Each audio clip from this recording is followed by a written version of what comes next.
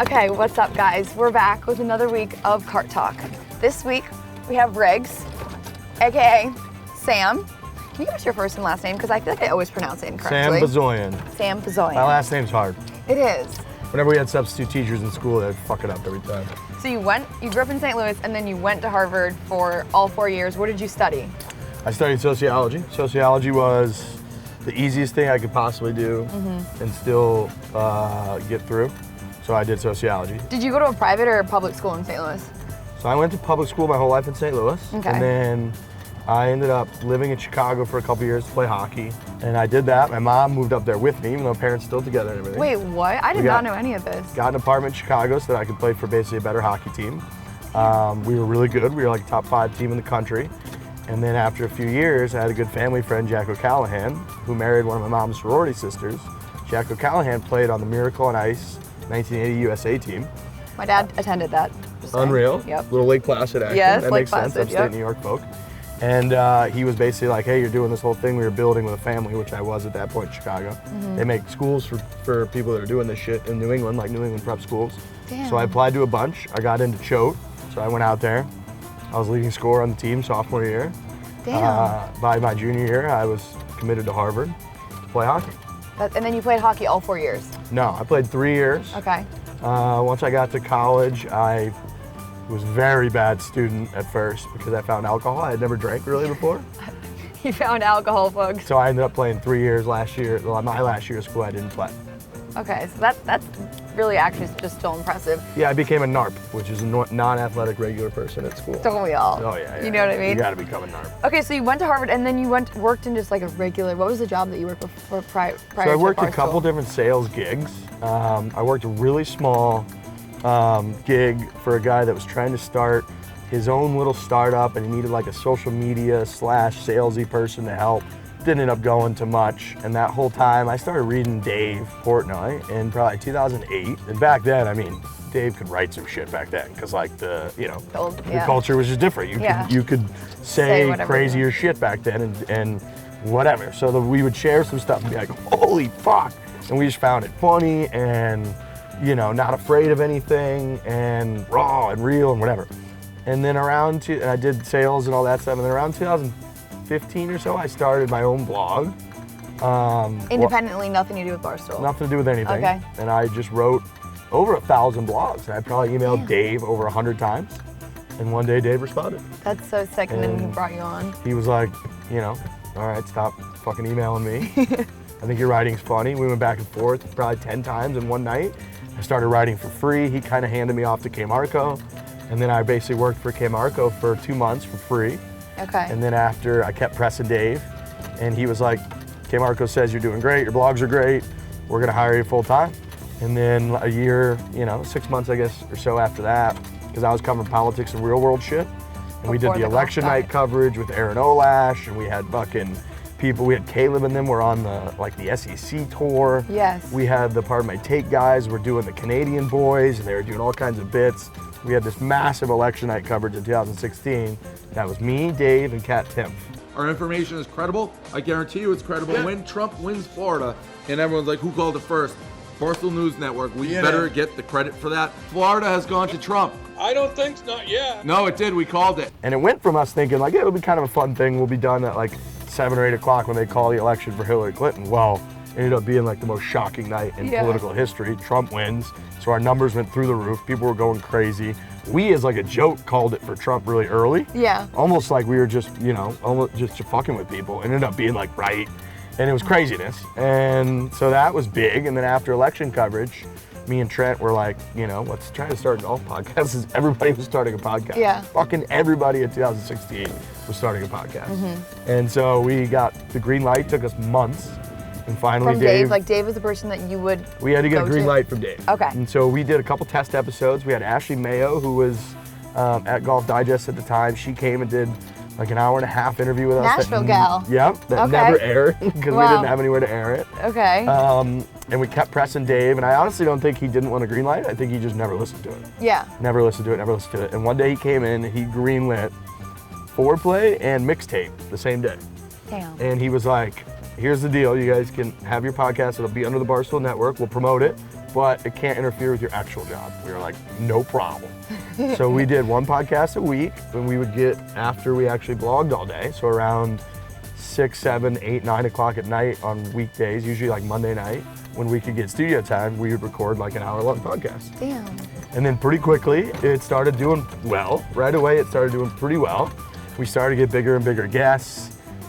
We tried to do video series. We got absolutely roasted by Dave when we did try to do video series, because he was like, there's no way just playing golf on camera every day is a job. Like, you need to be in a fucking office and doing what we do. Yeah.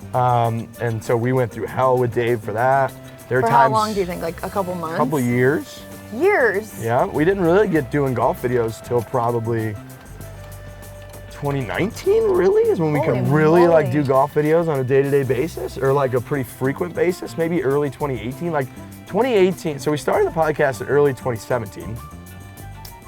2018 is when we took a listener question. How many mulligans would you need to win the Masters? And I didn't read their email until after the Masters, so we just changed it to the US Open, because the US Open was coming up in like a month. Yeah. And we just started debating it on the podcast. How many mulligans would you need? And this got to Dave. And then Dave started debating it on Barstool Radio and was like, I could do it. And I called in or walked in and was like, you fucking suck. There's no way you could do it. You're horrible. You're the worst golfer I've ever seen in my life. Yeah. And he was like, you're so fucking dumb, Riggs, whatever.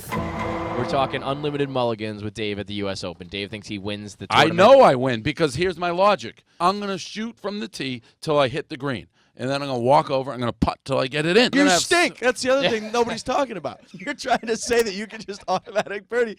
You can't get off the tee. You Yes, couldn't even hit the I ball in can, the air on the Riggs, driving you range. dummy. You think you're better than you are. You stink. No, you I agree. don't. You think Right. I'm worse than I am. You stink. You agree.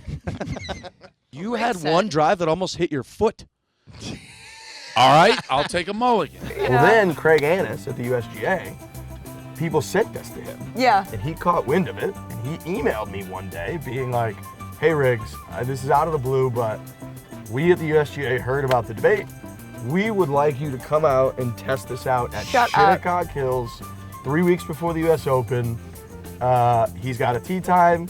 We will allot him the maximum time, which is 5 hours and 15 minutes, to use as many mulligans as he needs, and we'll see what he shoots. Speaking of golf, Riggs and I are playing. Oh. Are you doing, The are you US doing mulligan golf? We're playing at Shinnecock? Shinnecock. No! Yeah. Wait, Yeah. what? I'm going to put Shinnecock, this super tough golf course, in my back pocket with mulligans. So he fucking went out to Shinnecock, and Dave had unlimited mulligans, and he proved us wrong. He shot 4 under 66. No. And after that, the engagement, and I'll never forget Craig Annis, who's no longer at the USGA. He a little less than a year ago, he left, but amazing guy. And he Has to be a great guy for what he's done. hit me up during that round with Dave, because I was out there as like the guy that was against Dave. Yeah. He hit me up during the round. He grabbed me and was like, I'm either going to get promoted or I'm going to get fired today. And he ended up doing very well there for several years. And after that, he was like, I want you guys to be, because it did so well, like Yeah. the views, the engagement Yeah. did so well. He was like, I want you guys to be credentialed at the US Open, whatever you need, let me know. That really helped, because then we dang. started to get videos with JT and with Tiger. Yep. And Dave started to realize that golf videos were bigger. And so that was like mid 2018. And then 2019, by that time we had added Frankie full time. We had full credentials of the PGA Championship, which was at Bethpage. That's amazing. Which is where we got a bunch of really good stuff with, like, Bryson was literally giving Frankie chipping lessons on the driving range, like Oh my God. crazy shit. So it just kind of escalated from there. Do you think that you ever like, first off, that's like so amazing, and I love how you just broke all that down, but do you ever think, like growing into the company, did you ever believe that Barstool Golf would be what it is right now, as you can say it is currently? Like, I mean, we're at the Barstool Classic Championship, and you've done all of this just from, you know, working your ass off, obviously, but like, did you ever like dream, or did you just progressively happen to you? No, it just progressively happened. It Yeah. was weird because it was like, for the first several years of my job, we were just trying not to get yelled at by Dave every day. That was just it. That was literally from the second you walked in the door Do you think to he's the like nicer? second you went home. Sorry to interrupt, but this is a question I don't want to forget. Yeah. Do you think that he's more lenient now that the company has become Yeah. so large? Totally. Okay, And he's rich. so he's happy. Yeah. He's fucking rich and he lives in Miami. And like, even if we all fuck it up and blow it, like he'll still be a rich person. So I think he's very much like less stressed day to day. He definitely still goes through his phases. he clearly like always bets on himself, so he still wants to prove it. Yeah. And he still needs to prove it and help out with, you know, Penn, and he wants Penn to the moon and all that, definitely. But yeah, he's definitely more lenient now. He's not as hands-on. You know, I mean, he's got his amazing girlfriend and his amazing life and his house in He's Miami. So he's I've like done that. way less. But you kind of did the same thing. I mean, like you were grinding, like you didn't mention this, but you were grinding. I know because you told me like in New York City, and like I was like, I always say to you, where I'm like, oh, I don't know if I could ever live in New York City. And you're like, well, we just had to live there. Like there was no question. Like you couldn't say I didn't want to live there. Like you had to be there. Yeah, and like at the time, the company was small enough that if you wanted to be anybody, you needed to be in New York. Yeah. That was pretty much it. You needed to be in the office, you needed to be in the mix, you needed to be part of like the content soup that makes Barstool what it is. And if you weren't, it was gonna be really hard to succeed. And now people have done it, like Chiclets guys do it, right? Yep. They all are remote. You got the Bussin' Boys, you got a lot of different franchises that have been able to do it. But back then, you know, I think there are people that weren't a part of it that could have been bigger. Who knows, better, like bigger, like for sure. Like Clem's unbelievable. I think Clem's one of the funniest people in the world. Chaps, like those guys are, but I think like they weren't in the office all the time. Yep. And I think in those early days when people really could just take off, like they're so talented and so unbelievable. Like I wonder what would happen if they would have been in the office all the time. And that was kind of the decision that like a lot of other people made. That was like you needed to be there all the time. Yeah. Do you think that you're happy with being where you were when you started in Barstool, or do you wish that you started in this era? No, I'm very thankful I started when I started.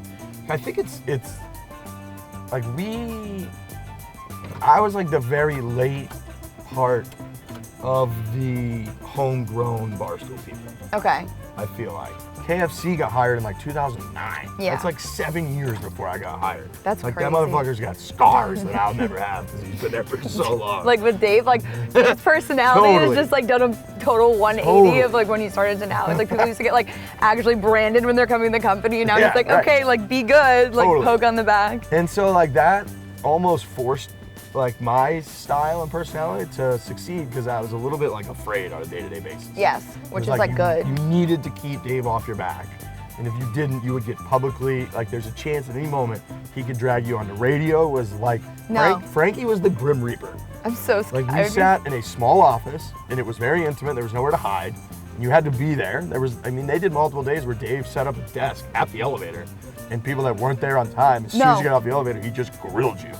And like, that's what it used to be like. And so then we sat in this small part of the office and Dave would do radio for 2 hours a day with Kevin. Okay. And a big part of the radio was just airing out office drama. And Frankie was the guy that Dave would be like, they'd bring up Nate or Riggs or Trent or whomever. And Dave would be like, go fucking get that guy. And so Frankie would come out of his door with that little shit-eating grin on his face and be like, hey, Riggs, can you just come on radio for a second? You'd be like, Jesus. And he would be knowing that he's like setting you up for death. That's like now, it's like the new era of like being on Dave Portnoy's show. If you get a call being like, for us, like me, like if you get a call being like, hey, we need you on the Dave Portnoy show, like you know you fucked up.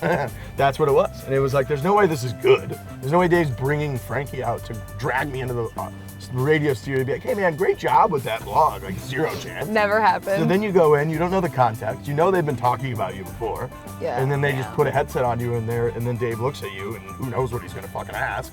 So that would happen a lot. So he's like, you just never know. Literally every day just wanted to make sure that didn't happen. So you wrote 1 million blogs, you tried not to get in trouble, like you tried to get page views, you tried to come up with good ideas.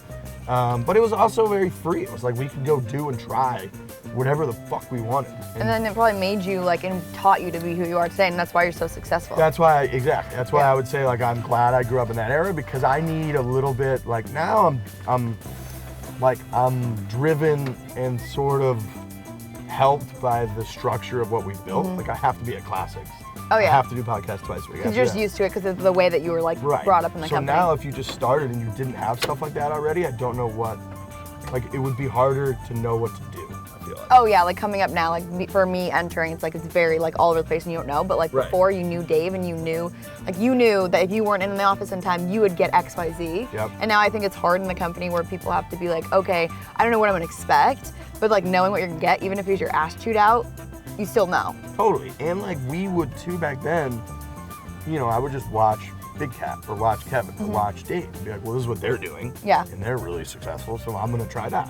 Or try my own version of that, or something along those lines. Or if they're making videos, I'm gonna go make videos, you know, whatever. And now again, I feel like that would be harder because people have a golf podcast, people have a entertainment celebrity podcast, people have like there's shit everywhere that people are doing that they don't, you know, it's hard to like mirror yourself off of people now because they're already doing shit. And like I said, back then it was sort of, you know, you could find stuff that you could take over as your own because we weren't as big. And it's all new. And it was all much fresher. And like starting a podcast back then was still pretty new. Like there weren't golf podcasts. Yeah. Now there's a million, but like back then there just weren't. So we were like, oh, we'll start a golf podcast. Like who knows if we started right now, if it would even take off. I have no idea. But you guys killed it and you did such an amazing job. Like you Well, here guys, we are. congrats. You did such a sick job and this is Appreciate it. amazing. And like also like if you guys didn't do that, then I wouldn't be here. So thanks for that. Love it. Also, Love thank it. you so much for coming on, Riggs. That Thank was you for having amazing. me. And we're out. Cart talk. Car talk.